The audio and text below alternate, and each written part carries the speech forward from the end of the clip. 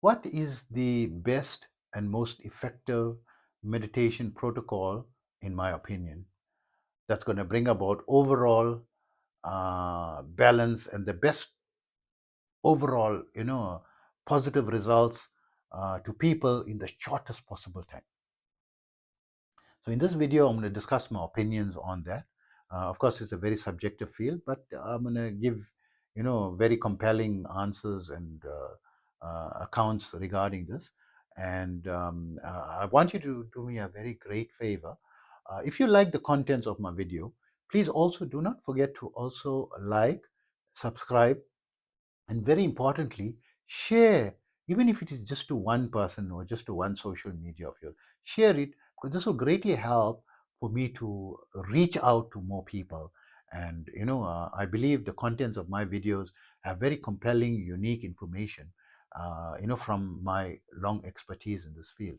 And it's not that I'm some great master, but I have some unique perspectives, as do everyone else, and trying to bring that as my contribution to society. So, for those who don't know me, I am Osman. I'm a bioenergy healer on a master level, with telepathic healing capabilities, specializing in critical care recovery and terminal illnesses, amongst a host of other physiological, psychological, and even spiritual ailments, including alleviating the adverse effects of involuntary Kundalini awakening. I'm also an advanced level yoga and meditation teacher, having been practicing this art form for almost 50 years and teaching for 44 years. And in that period, studied under various masters from different schools and cultures of thought across the globe, from Eastern, Far Eastern, Middle Eastern, and Western cultures, right? And then I crystallized what I felt is more effective and important, creating my own simpler, more effective, and results orientated, time effective protocols, adapted for the 21st century. To that end, I've now got students in over 100 countries, and my favorite protocol is a 5-minute yoga and meditation program that I've created, and you can download for free from my website, yogawellness786.com, in exchange for subscribing to my blog. And also at my website, you can get more information on my services. Also, remember, my therapies are all natural based and not a replacement for medical treatment. So, what is, in my opinion, the best, most effective and most results orientated, simplest, easiest, that any regular person can adopt and get really, the best possible potential results in the shortest possible time and dedication. And in my opinion, it is mindfulness meditation, specifically the type of mindfulness that is focused on observing the breath, closing your eyes, sitting in a comfortable position, sitting, I would say, sitting on your couch, right? Because this across the board is simple for anyone, to be to sit, to become a couch potato. It's easy, right? So you sit on a couch, close your eyes, be relaxed, don't be in a lying down position, because of course, I mean, there are people who practice it in a lying down position. A famous person who's been practicing it for, I think, 7 to 8 years, who is an authoritative figure and a mentor to many, is Professor Andrew Huberman, who is a professor of neurobiology and ophthalmology at Stanford Medical School, right? Currently he is there. This is now 2025, and he's now 49 years old. I think in a couple of weeks he said he'll be turning 50. And he practices this mindfulness in a lying down position, right? And he practices it for 30 minutes a day. So the mindfulness practice that I'm referring to, myself, I don't practice it. I use a technical yoga practice. And I've got students in over 100 countries teaching for over 44 years. Across the board, the students, hasn't been a single student that said it's easy to practice, my method. They all said it's very difficult, and they all said it's easier to practice the mindfulness. And it was not uncommon for my students to experience an out of body experience, with using the advanced methods, not the normal method. Advanced methods that I teach, engaging my services as advanced levels of yoga and meditation, within 1 to 2 days get an OBE, out of body experience, right? It's an acronym I learned from my students just a few years ago. I'm embarrassed to say it. I'm almost 50 years in the field. And that time I was like 47, 45 years in the field. I didn't know what the meaning of OBE, never heard of it. Also, I haven't heard of the word chakra unblocking before until just a few years ago. I know what is chakras, of course. I've studied it. I didn't know there was a process called chakra unblocking because I was, not exposed to that, that side of things, and that people actually go and do that. And I developed my own protocol for that, by the way. Right. So coming back to the most effective, my students of 44 years of practice, teaching regular people who don't know what is yoga from the Western fields, right, from all cultures, right, Italian, German, Australian, American, Middle Eastern, right, Far Eastern, right. The best was mindfulness, observing the breath. All you have to do, close your eyes, sitting relaxed on the couch, just observe yourself breathing. Just observe now you're breathing in and pay attention to your breath, right?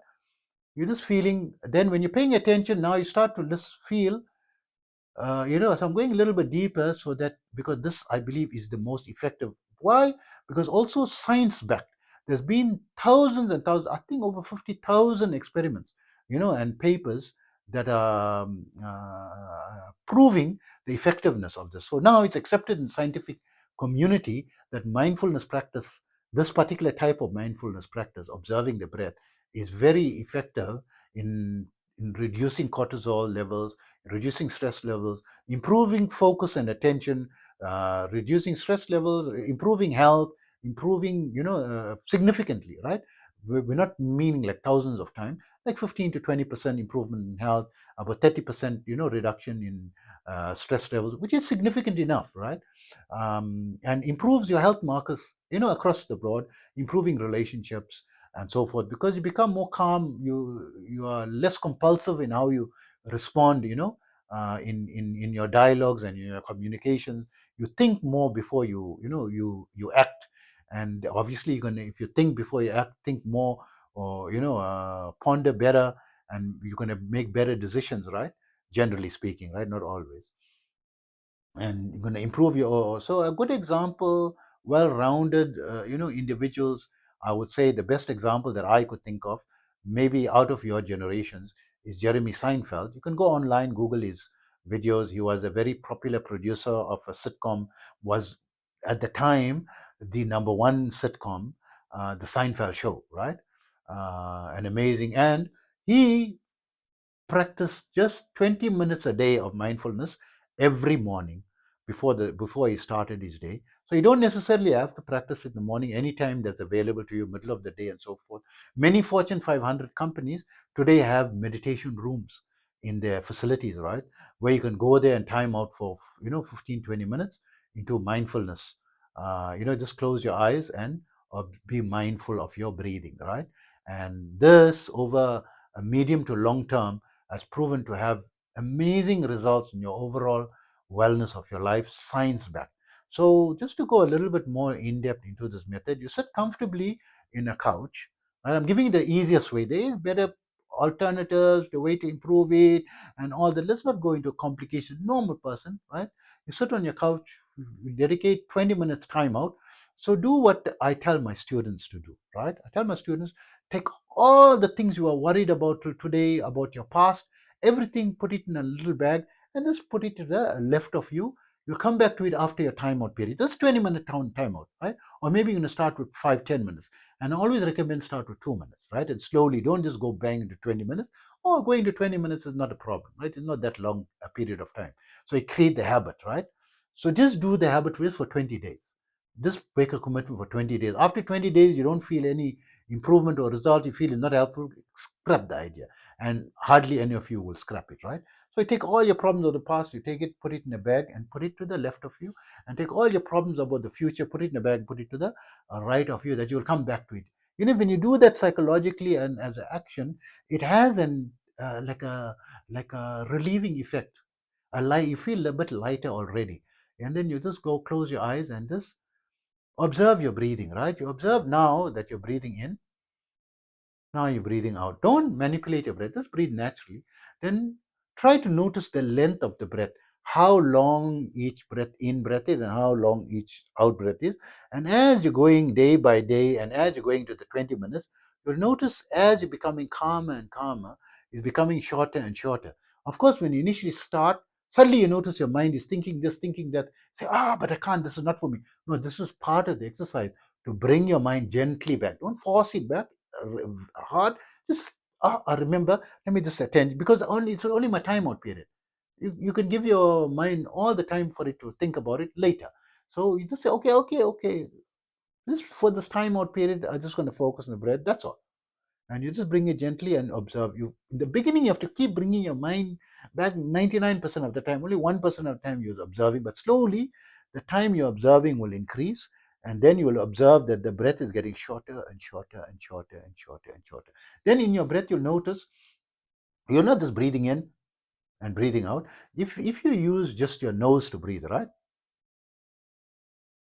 you'll feel the air going in is cool and the air coming out is warmer than the air going in. So the coolness, it's not that the air is cold and of course your body temperature is heating it up. Right? Everyone wants to rationalize everything.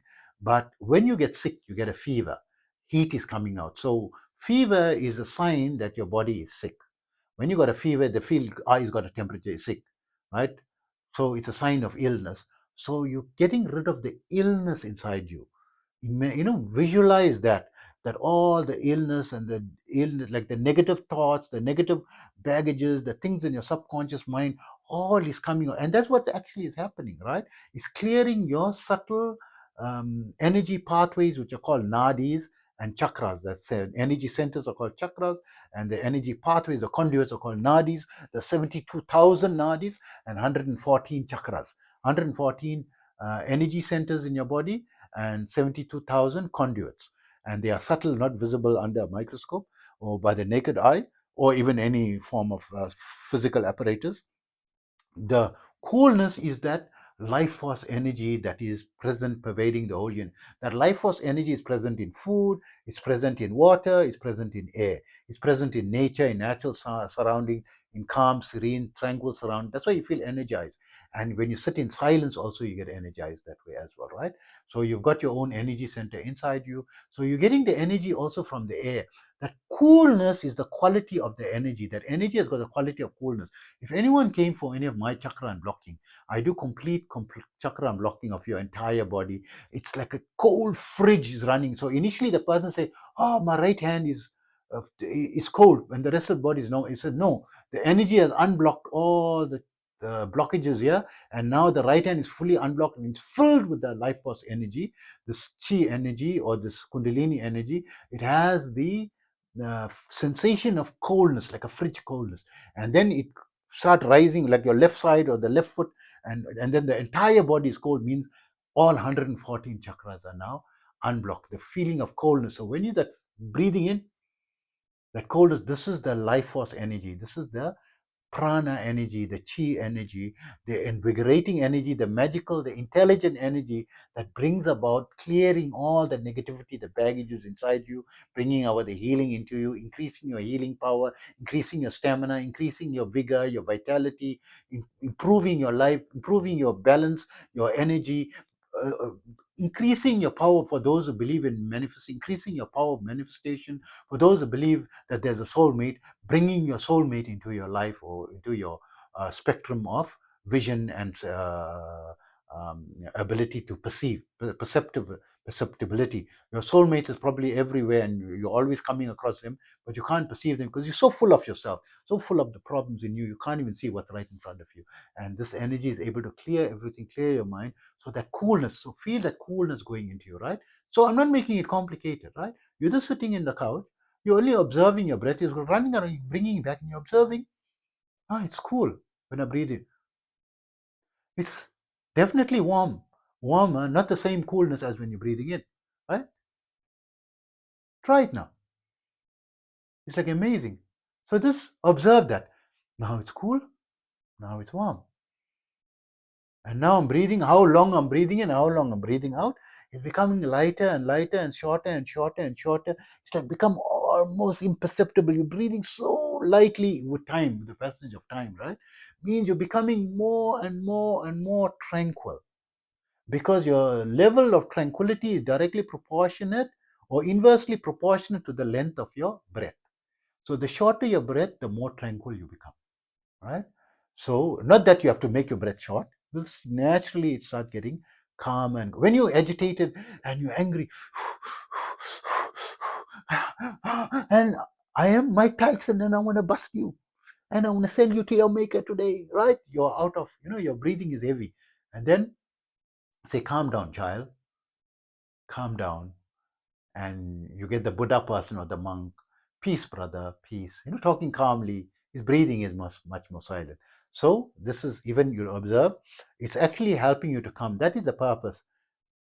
It must let it to naturally. It won't come naturally because there's a lot of baggage inside you that you don't know. It's in your subconscious mind. Subconscious mind is ruling 95 to 97% of your behavior. Your conscious behavior is between 3 and 5% only. This is why you're always failing, because you got 95 to 97% of muck inside you, and this process of that heat coming out when you're breathing out is removing that muck in mindfulness and giving you more incrementally from 3% to 4% to 5% to 5.1, 5.2, 5.3, 6%, 10%. Then you start getting more control, and you get more balance in your life and more control in your life. All you're doing is sitting, on your couch like a couch potato. You close your eyes, right? Don't sleep, just be alert and just observe. Cold air going in, warm air coming out. The warm air is the fever and the sickness. The sickness is coming out. All that muck, this thing that is in your subconscious, that 95 to 97% is causing all your failure is coming out. This buggers, this nuisance, good riddance, goodbye, my enemies. When you're breathing out, hello, my friend, who's magical with mystical powers, right? It's an intelligent energy. That coolness, this quality of coolness is from this life force energy. It's got a sensation of coolness. When you feel it in your nostrils, in the air, right? When you're breathing in, breathing out, and it'll become lighter and lighter and smaller as you're getting calmer with the passage of time. Once you, like 5 years plus into this, it's going to become so. My students who adopt my advanced yoga and meditation strategies, it's not uncommon for them to reach the breathless state within 12 months, right? So means they get surprised, they say, wow, I'm not breathing, not even imperceptibly. I'm definitely not breathing. It's not very light. I'm definitely, and I'm fine, because they reached silence, calmness, tranquility, and the need for breathing became less in the advanced level. You can reach the breathless state, right? In this, so this is how amazing and the easiest meditation method, right? That of course you may not. We're not saying everyone's going to achieve it. It's not easy to do it, but scientifically based is going to bring about all round benefit for you socially in your career, helping you better decision, better health, better frame of mind, better hold on your stress levels, improve your your social life, and make you more creative. Your creativity is obviously going to improve when your mind is less cluttered, right? And science backed, and also backed from my experience of teaching for 44 years with students in over 100 countries. Hope that information helps you. Take care of yourself always.